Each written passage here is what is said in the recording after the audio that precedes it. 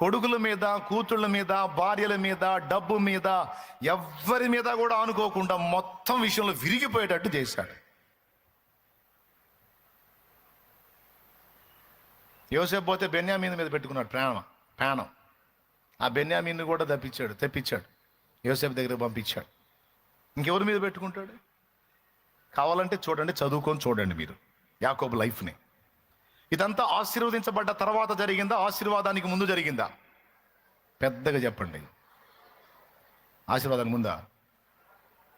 ఆశీర్వదించబడ్డ తర్వాత. దేవునికి మహిమ కలుగును గాక. యోసేపుకి దేవుడు దర్శనం ఇవ్వకముందు సుఖంగా ఉన్నాడా, దర్శనం ఇచ్చిన తర్వాత సుఖంగా ఉన్నాడా? యోసేపును దేవుడు ఆశీర్వదించి దర్శనం ఇచ్చిన తర్వాత సుఖంగా ఉన్నాడా, ఇవ్వకముందా? ఇవ్వకముందు ప్రశాంతంగా ఉన్నాడండి. శుభ్రంగా వాళ్ళ నాన్న దగ్గర అద్దాలు అంగి దొడుక్కొని ఎంజాయ్గా ఉన్నాడు. ఆయన దర్శించి నీ అన్నలు నీకు సాగిల పడతారని దర్శనం ఇచ్చి ఆ ఆశీర్వదించిన తర్వాత అగచాట్లు స్టార్ట్ అయినాయి. పాపం అడుగడుగునా బాధలే. కానీ గమనించాలి, యాకోబు అగచాట్లన్నీ కూడా యాకోబుని శాశ్వతంగా ఆశీర్వదించబడిన వానిగా చేశాయి. యోసేపు అగచాట్లన్నీ యోసేపు ఐగుప్తుని ఏలే స్థాయికి తీసుకెళ్ళినాయి. ఓకే,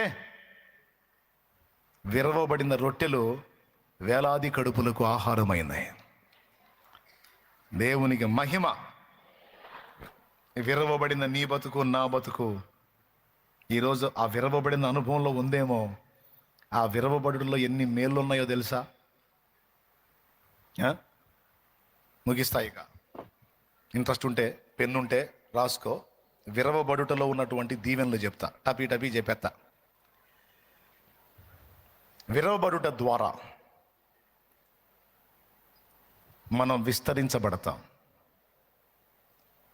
నంబర్ 1, విరవబడుట ద్వారా విస్తారం అవుతాం. విరవబడక ముందు 5 రొట్టెలు 2 చేపలే, విరవబడిన తర్వాత ఈ విస్తారమైనాయి. దేవునికి స్తోత్రం కలుగును గాక. అర్థమైందా? విరవబడిన తర్వాతే మనం విస్తరించగలుగుతాం. విరవబడక ముందు మనం ఒంటిగానే ఉంటాం. రెండవది, విరవబడుట ద్వారా మనం దీనులం అవుతాం. విరవబడుట ద్వారా మనం దీనులం అవుతాం. హెచ్చింపులు, ఎగస్టాలు మొత్తం తొలగిపోయి మనం దీనులం అవుతాం, సాత్వికులం అవుతాం. దేవుని వాక్యం ఏం చెప్పిందో తెలుసా? దీనాత్ములు ధన్యులు, ప్రభురాజ్యము వారిది. అర్థమైందా? విరవబడిన వాడు దీనుడవుతాడు. రెండవది, అతడు ఏం సొంతం చేసుకుంటాడు? దీనుడు ప్రభురాజ్యాన్ని సొంతం చేసుకుంటాడు. 2. మూడవది, విరవబడిన వాడు సాత్వికుడు అవుతాడు. ఈ సాత్వికుడు ఏం సొంతం చేసుకుంటాడో తెలుసా? భూలోకమును స్వతంత్రించుకుంటాడని రాస్తుంది. దీనుడేమో ఆ లోకాన్ని స్వతంత్రించుకుంటే, సాత్వికుడేమో ఈ లోకాన్ని స్వతంత్రించుకుంటాడంట. దేవునికి స్తోత్రం, హల్లెలూయా. నేను చెప్తున్నా, ఈరోజు నీకు కొద్ది గొప్ప భూమి ఉండొచ్చు. నా దేవుని ఎడల నీవు సాత్వికుడు అయి నడుచుకోగలిగితే విస్తారమైన భూమిని నీకు ఇవ్వగలడు ఆయన. ఎందుకంటే సర్వభూమి ఆయనదే, సర్వభూమి ఆయనదే. నాకు భూమి లేదు అని చింత నీకొద్దు. సాత్వికులు ధన్యులు, వాళ్ళు భూమిని స్వతంత్రించుకుంటారని రాస్తుంది గ్రంథంలో.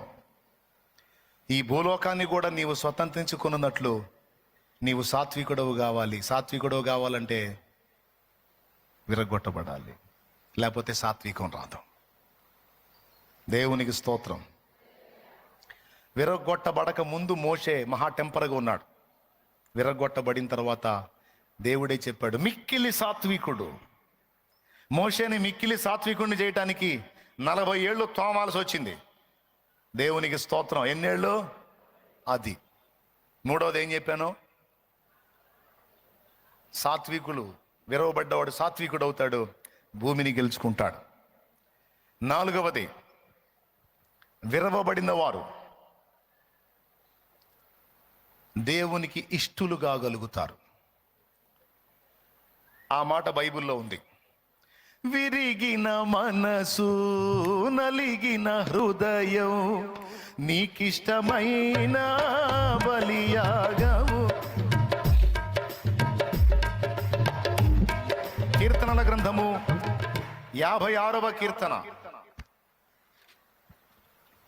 కీర్తనల గ్రంథము 56వ కీర్తన ఒక్కసారి చూసుకో.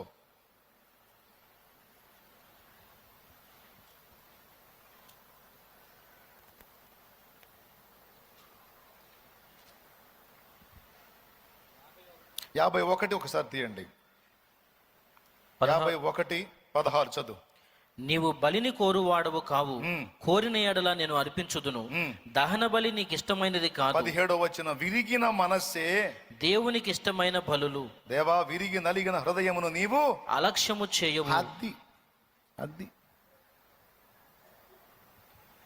విరిగిన మనస్సే దేవునికి ఇష్టమైన బలులు. మనల్ని ఇష్టమైన అర్పణగా దేవుడు స్వీకరించాలంటే విరగగొట్టబడిన అనుభవం మనలో ఉంటేనే అది జరిగిద్ది. అర్థమైందా?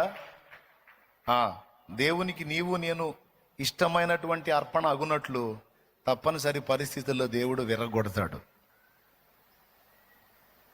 క్లియర్గా ఉందా? రైట్. ఇంకొక మాట చెప్తా, రాసుకో. ఏం పర్లా, రాసుకో. నువ్వెక్కడన్నా దేవుని మాటలు చెప్పాల్సిన అవకాశం వచ్చినప్పుడు చక్కగా వివరంగా ఈ విషయాలు చెప్పొచ్చు, కొంతమందికి నేర్పించవచ్చు. నువ్వు నేర్చుకోవచ్చు, నీ హృదయంలో భద్రం చేసుకోవచ్చు, దేవుని మయంపరచవచ్చు, ఇతరులకు కూడా ఈ అనుభవాలు ఉంటే చెప్పొచ్చు.